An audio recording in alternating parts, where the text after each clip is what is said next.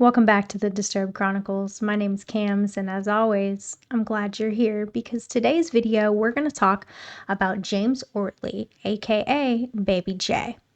James Ortley is responsible for the most recent mass shooting that happened in Minneapolis, Minnesota, and that occurred on April 29th of this year, 2025. He murdered 4 people and injured 1 person. But it didn't just start there because James has a long history of violence starting when he was just 16 years old. He was arrested for underage drinking and driving. Now, we all know that you're not legal of age to drink until you are 21. And James has also been arrested for first-degree robbery, second-degree assault, illegal possession of firearms because he is a felon, DWI, and for fleeing law enforcement. He's originally from Minnesota, and he recently relocated to the Minneapolis area. He was just arrested back in February for another violent crime spree, and that includes several break-ins, armed carjacking, and 2 more shootings. I do actually have a clip for you guys of one of these attacks, but it's caught on a Ring camera, so it is a little hard to see. But if you look over to the left side, you can briefly see a man who is reported to be 54 years old. And he is shot in this video and he's hit in the jaw, but fortunately for this man, he does survive this attack.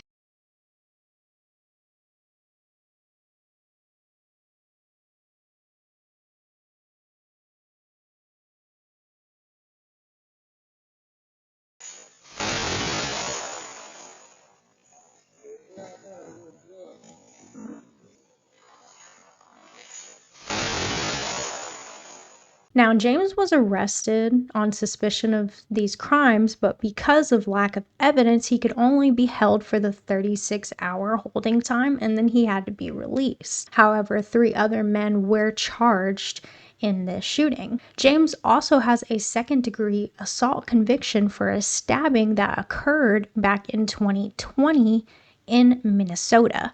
He grabbed this victim and then stabbed them in the back. And James was convicted of this. And for some reason, the judge temporarily suspended James' 39-month prison sentence.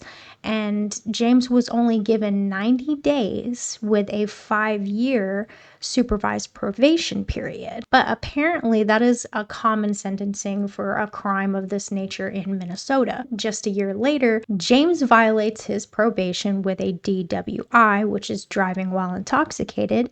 And normally you would serve out your full sentence after violating your probation.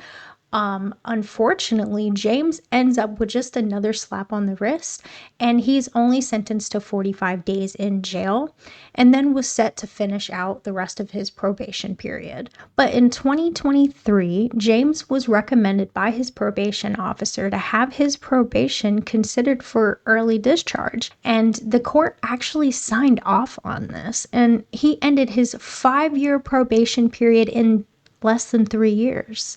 And I'm not sure why they would end his probation. Usually after you violate, you would be given your full sentence. And he violated twice, so it just doesn't really add up.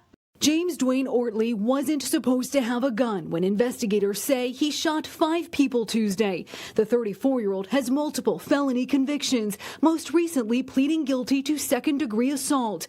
This criminal complaint from 2020 details how Ortley grabbed a victim and, quote, began stabbing him in the back.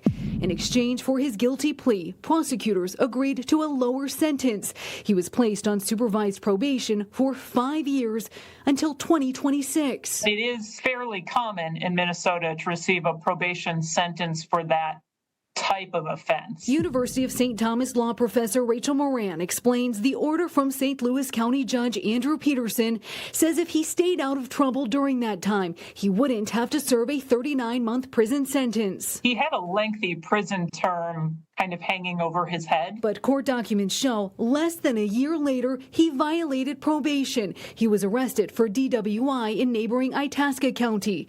Still, just over a year after that, Judge Peterson agreed to end his probation early. It's said that James is affiliated with a well-known Native American gang called the Native Mob. This is a very well-known violent street gang in the Minneapolis area. This could possibly be a reason why they're letting James off the hook so easily. I know that this was around the time that COVID was a big thing, and a lot of James's court appearances had to be through Zoom because of this, and maybe COVID played a part in the decision making during this situation, but who knows? So they let James back out into the world without any supervision, and James strikes again, but this time it would be his worst, most violent offense yet.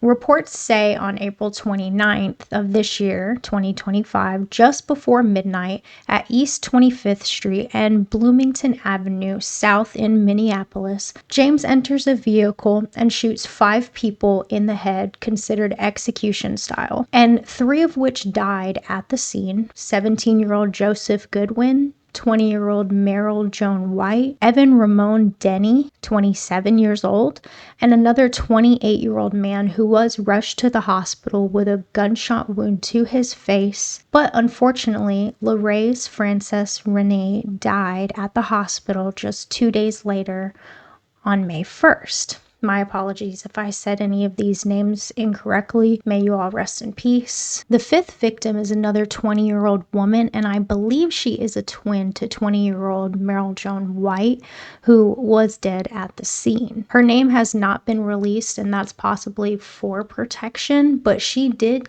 identify James as the shooter. Thank goodness she lived and was able to identify James. And it's reported that all of these victims were Native American and possibly affiliated with the Native Mob, which is why they were shot and killed by James. A lot of this was said to have possibly been for stature purposes, but a lot of it is unknown at this time. I have a clip from one of the victims' fathers speaking out about their son's tragic death. I was real happy, like he's going to go visit his friends, and told us he'll be home in a couple hours. Never came back. He was a good boy. He was a good kid. Everybody loved him. Everybody loved Laraise. Inside, Les faced his son's alleged killer, James Ortley, in the courtroom. What he's going through now, and I know he's never going to get out again. So a lot of people wish him dead and everything like that. I wish what he's going through right now. James left the scene but was apprehended the following day of the shooting, and James had his first court appearance on May 5th, and his bond was set to $2 million, and James is being charged with 4 counts of second-degree murder and 1 count of attempted murder. Also 1 count of prohibited possession of ammo or a firearm. Considering he's a felon, he is not supposed to have guns or any weapons of that nature. James is set to have his next court appearance on June 25th of this year, 2025, and I did see another report that this may be connected to another shooting that also happened on Wednesday, and the victim was 34-year-old Tiago Antonio Gilbert, and he died from several gunshot wounds, and he was also Native American. But Minneapolis, which is Minnesota's largest city in the state, ranks number 4 for the most dangerous cities in the United States, specifically for its violent crimes and robberies. They've actually earned the name Murderapolis because of all these violent crimes. Minneapolis actually had a significant homicide increase between 2019 and 2021, and it was almost doubled within just 2 years, which is very odd, and that is also the time that COVID was a very popular thing, and most of us weren't really coming out of the house because of that. And I found that very interesting. And I'm sure you guys remember George Floyd, who was murdered by a white police officer. And this also happened in Minneapolis. It really sounds like they need to work on making this city a safer place to be. James will be facing trial for these murders, and hopefully he will never be let out onto the streets again. He has proved to be a very violent and dangerous man, and that would be a step in the right direction for the city of Minneapolis. I would like to possibly do a follow-up video on James after his verdict or sentencing, and trials like this sometimes take a while, so we don't know exactly when that will be, but stay tuned for that. But let's all pray for justice to be served for these victims. What do you guys think about this story? Have you ever visited Minneapolis before? And if you have, what was your experience like? Do you think that Minneapolis is a dangerous city? Make sure you drop a comment below and let me know. And that's all I have for today's video. And if you enjoyed this video, make sure you hit that like button. And don't forget to subscribe, guys. Every sub counts. And hopefully I'll see you guys on the next disturbing video.